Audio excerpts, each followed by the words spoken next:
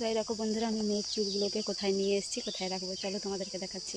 মেয়ের আজকে চুল কাটা হলো, তো চুলগুলোকে আমি নিয়ে এসেছি যে আমাদের বাঁশ ছাড়ে।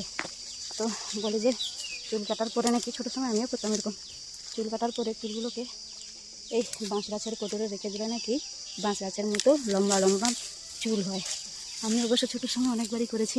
তো এখন যেহেতু মেয়ে আমার ছোটো আছে, এই চুল কেটেছি, তো চুলগুলোকে এই যে নিয়ে এসেছি।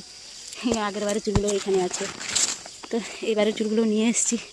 কোন কোটোটাতে রাখবো ভাবছি, কই সেরকম তো দেখতে পাচ্ছি না। বাবু কোন কোটরে রাখি গো?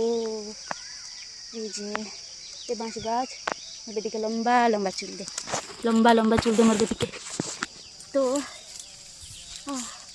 প্রচুর লাকা পাতা জায়গা গো, কোথায় এসছি? তো এটা কী গাছ? আমাদের এই এলাকায় কিন্তু অনেক বিছাতি গাছ আছে, তারা সাবধান। ঠিক আছে বন্ধুরা, আমার আজকের এই ব্লগ ভিডিওটা তোমাদের কেমন লাগলো অবশ্যই কমেন্ট করে জানাবে। দেখা হচ্ছে নেক্সট ভিডিওতে।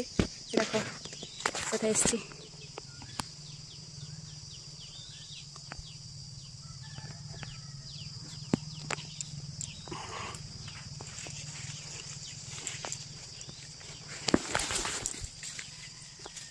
শাড়ি মাড়ি ছিঁড়ে গেলো মনে হয় আমার,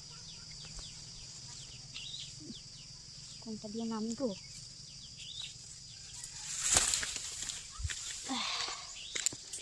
বাই।